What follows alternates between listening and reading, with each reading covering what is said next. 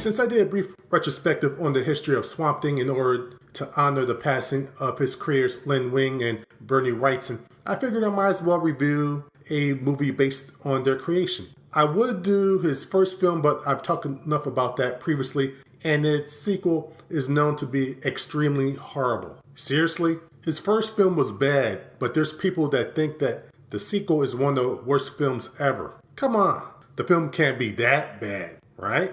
The film begins in darkness as Swamp we're greeted by the film's title via Comic Sans lettering. Oh, so it's gonna be that level of movie, isn't it? Anyway, a group of annoying hunters are being hunted by something. After something that resembles Man-Thing takes out two of them, the other three start shooting at the water even though the monster is standing above it. Aim higher, guys. When that doesn't work, they make a run for it and two of the guys meet the welcome wagon. I think the lady killed them, but the gunshot sound effect was pathetic. It sounded like a baby's hand was getting slapped. Just as the last guy is about to be taken out by some Lovecraftian monstrosity, Swamp Thing saves him. Swamp Thing, you are amazing.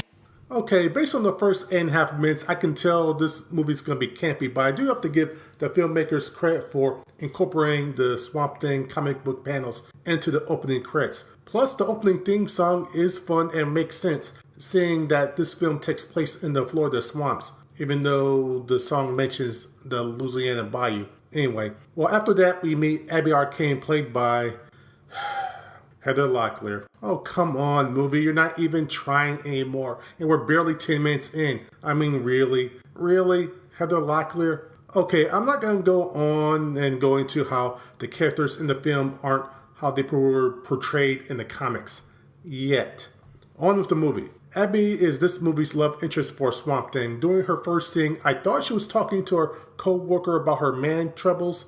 Nope. She was talking to the plants, which she all gave name tags for. She's also imagining them answering her back. Huh? We then skip to this movie's villain Anton Arcane's residence where, in the basement, he's having gene splicing experiments done on people. Remember the hunters from earlier? They're here. I guess they didn't die.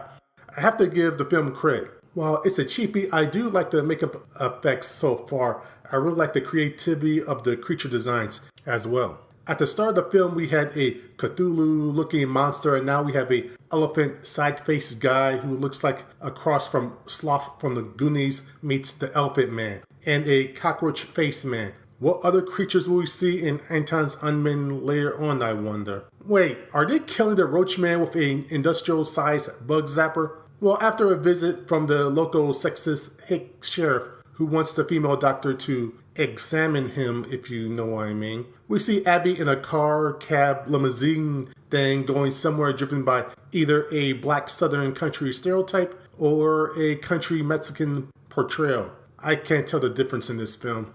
Abby arrives at the Arcane estate and it seems Anton has something sinister in mind for her. I'd say it's not going to be anything sexual, but I do remember that scene from issue 29 of the comic book. So, yeah, anything can happen here. Abby, it turns out, is Anton's stepdaughter. It seems her mother disappeared under mysterious circumstances. Gee, I wonder who was behind it. Anton's assistant and Abby do a little back and forth, and I can't remember what was being said because Abby's outfit is ridiculous. With that grade school looking church dress and those stockings, she looks like a sexy schoolgirl loli. How old does she supposed to be in this film again? Later on, Anton and his assistant are having a very suspicious discussion about aging while a painting of himself is spying on him like a creeper. Foreshadowing, perhaps? We did get introduced to this film's annoying kid characters. I don't know why I'm more disappointed in the fact that this film is apparently now aimed at kids or the fact that none of their porn they're looking at has any nudity in it. Well, they get interrupted by that Lovecraft monster from earlier, but get saved by Swamp Thing. It's about time. It's been 20 minutes since his last appearance. After an explosive finale, the monster jumps into the swamp while still on fire. This feels like a callback from Swamp Thing's origins. After this, Arcane orders his men to search for Swamp Thing. Question: what purpose did that previous scene have? Was the monster just supposed to scare the kids or bring them back for experimentation? The next night, Anton sets up a ridiculously elaborate way to get Abby's blood for his experiment. Abby escapes and makes a beeline for the swamp, only to run into a couple of creepy bored hicks discussing on what they want to do tonight. Gee, mate, what do you want to do tonight? The same thing we do every night, Pinky. Try to take over the world. Fortunately, she's saved by Swamp Thing. I admit, I'm surprised he reappeared this soon. So far, he appears every 20 minutes. Afterwards, he tells Abby his origin in flashback. Was it really a good idea to show clips from the first film? That footage alone must have cost more than this entire film did. Okay, Swamp Thing seems to be a pretty chill dude, but shouldn't Abby be terrified of him? She's just reacting to him like he's a block of wood or a plant. Well, that escalated quickly. After a chase where either the most cheesily awesome theme music or the most awesomely cheesy music is played, Swamp Thing is taken down at the swamp, during which one of the henchmen says, "Is this the end of Swamp Thing?" Nah, there's still 46 minutes left in the film. Later on, Abby is taken into Anton's secret lab and she annoyingly complains. Personally, I wouldn't mind if Abby had an accident and left this film altogether. Later that night, one of Anton's scientists tells him that his body is going to deteriorate in 3 days unless he gets a donor. The only match is his head of security and the doctor he's been boinking. Unfortunately, once the donor gives up the goods, they die. Oh look, the female doctor overheard the plan. Whoops. Meanwhile, the sludge remains of Swamp Thing float into Casa Arcane. Why is it sparkling? I didn't know that Swamp Thing was radioactive. Wait, why is the indoor water green? Is Swamp Thing going to reconstitute in the tub while the lady is taking a bath? Ew. Abby is able to escape by tricking a honey guard and with the help of the female doctor giving her the car keys. You know, she could have just left with Abby. Heck, there could be a spinoff. I can see it now. It could be a supernatural Thelma Louise. Plus, the film studio wouldn't have to worry about getting sued since this film came out 2 years before Thelma and Louise. Anyway, Swamp Thing finally pulls himself together in the bathroom. As you do. Abby gets captured, but Swamp Thing pops out and saves her. Wait a minute, did they just recycle the tumbling footage? Well, anyway, they escape. Huh, it just seems weird to see Swamp Thing driving a Jeep when you know you can just travel via foliage. Alright, cheap film. Ah crap, the kids are back and they're planning something. Oh good, they're going again. We get a scene with Abby and Swamp Thing where she makes him his boyfriend. It's here where we get the worst, best line of the film. Me? Your boyfriend? Why not? You said it yourself. I'm a plant. That's okay. I'm a vegetarian. Okay, I'm questioning Abby's sanity here. She gets love advice from plants. She wants to bone a plant man only after about a day of knowing him, and she has a very questionable fashion sense. The Abby in the comics was kind, empathic, and was also strong when she needed to be, and she also had a bit of a self-esteem problem. She had layers. This version of Abby is... She wasn't whatever Heather Locklear is doing here. Also, the Abby in the comics rocks the reverse Bride of Frankenstein hairdo. Swamp Thing and Abby both take a bite of his thing and imagine having sex with each other, or at least making out. He's in his human form. Man, I bet actor Dick Dirk was glad to be out of the suit for at least a few minutes. Arcane's very put upon assistant very lazily does something, when then, for some reason, we go back to the kids again. They want to get a picture of Swamp Thing and sell it. After some inane dialogue between the lovebirds, the annoying kids return again. Will someone please take out these kids? Oh, well, that was quick. Thank God there's only 25 more minutes to go. Unfortunately, Swamp Thing saves the kids with the help of a bat. He has plant powers, but nah, a bat should be sufficient. Question: the kid called him Swamp Thing. How does he know his name? No one told him. Well, Abby gets kidnapped. Again, this leads to Abby being used as a trap for Swamp Thing. It's here where Arcane delivers the best line of the movie. Immortality. You're your soul to the devil? Let's just say he has a lease with an option to buy. Elsewhere on Casa de Arcane, the two security people are getting off, showing each other their scars. Wait a minute, I remember seeing like this in Lethal Weapon 3. Meanwhile, Swamp Thing is making his way through security. While that's happening, Arcane is, absorbing the essence of Abby, I think. Well, looks like she's dead. Next, Swamp Thing has a brief confrontation with the head of security. Question: I assume he pilfered one of the security officers of their grenades, but where was he hiding it? Both of his hands were empty. He wasn't carrying it where I think he was carrying, was he? Ew. Back in the lab with Abby dead, even though Heather Locklear is noticeably breathing, Arcane finds out that Lana, the female doctor, switched the vials. You switched the vials. You switched the vials. He takes it pretty well, all things considering.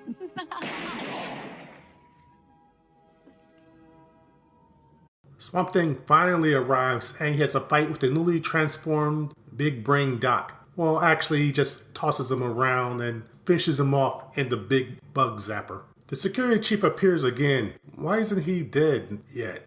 Oh, now he is.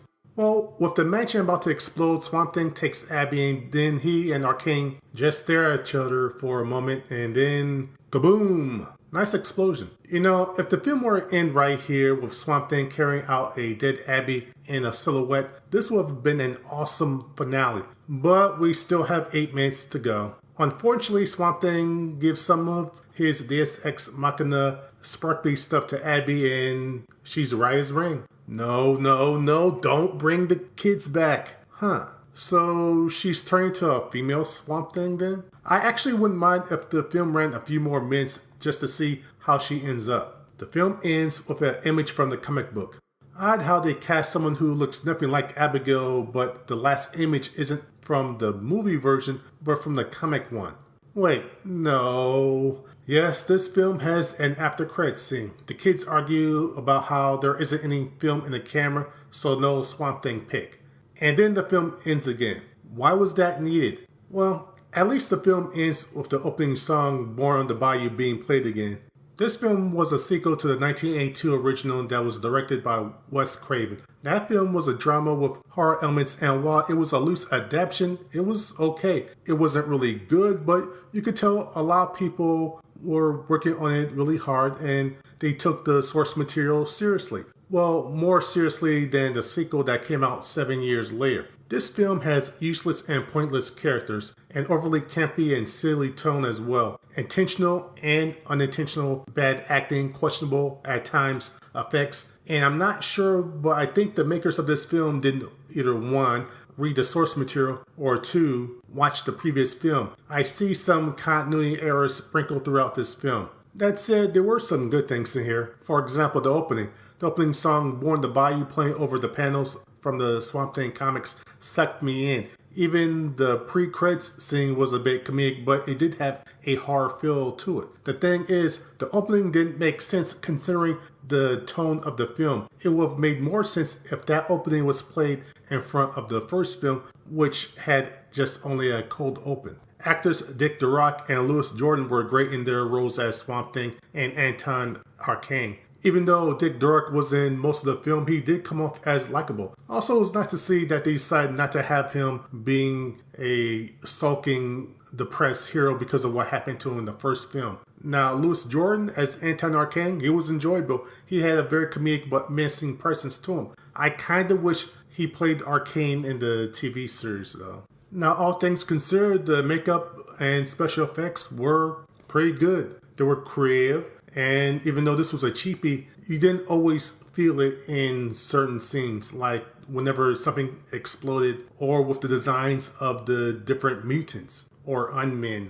As far as the comedy goes, once I accepted that this was going to be a comedic film, it did work at times. There were some very deliciously hammy readings of some lines. As far as the bad things, the hammy acting, it didn't always work, and also I would put Heather Locklear's wooden acting among them. Most of the acting is good, but whenever she had to act with someone, it was painful. Also, her character of Abigail was useless most of the time. The only time she did anything in the film was when she gave Swamp Thing the keys to the Jeep and when she shot a gun at a couple of times. Having characters also pop up without introducing them was also a problem. Once again, another example would be Abby when she first pops up. No one says her name. Then Anton King. No one says his name. If you didn't watch the first film, then you wouldn't know who he was until a little while later. The only reason why I knew it was him because I saw the previous film and I knew that Louis Jordan was playing the same character in both films. Another problem I had was after the first 10 minutes, the film doesn't do a good job of explaining things, such as who someone is when they first appear, or why they're doing what they're doing, or where they're going, and why. Also, this is a man in a rubber suit type of film, and even though the suit looks good, it just seemed like the Swamp Thing character isn't fully realized. The cheapness of the film means that we can't see Swampy in all of his glory. He has multiple powers even back then, and that would make for a more exciting film, but instead all he really does is just punch or throw people around. Another problem I had was the kids. They add nothing to the film, and I can only assume the only reason they were there was to make sure the viewer knew that this was a kiddie film. While I like the portrayals of both Arcane and Swamp Thing, they never really interacted with each other. The only interaction, if you call it that, was during the climax, and they didn't say anything to each other. All they did was just look at each other. They never even fight. Arcane is Swamp Thing's #1 villain, and nothing happened. Also, the film acts as if Arcane is dead at the end, except I think he succeeded, even though he didn't get the right vow. He sucked away all of Abby's essence, so he should still be immortal now, right? Also, I think that junk that he had was Alec Holland / Swamp Thing's blood. So it's a mess.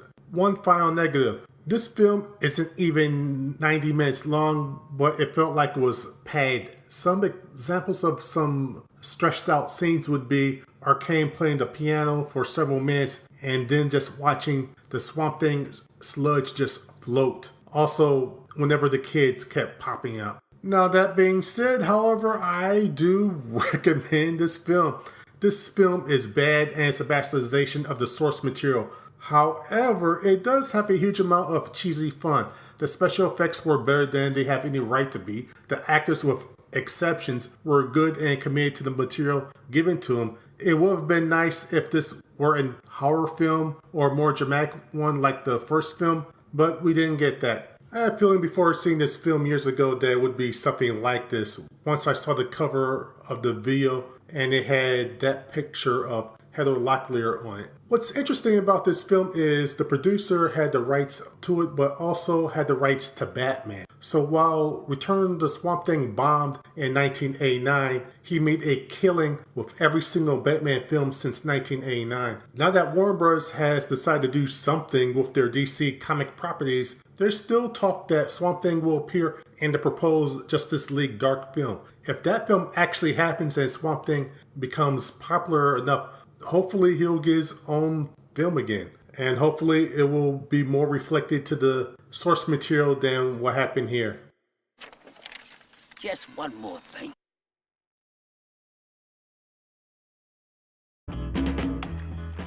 Hey, Omar, look at how the plastic cup acts like a boat in the water. Daryl, you jerk, you're gonna get us in trouble for littering. Ah, big deal. A plastic cup never hurt anything, did it? Littering always hurts, Daryl. Swamp Thing! You kids know that plastic lasts hundreds of years when thrown into the environment.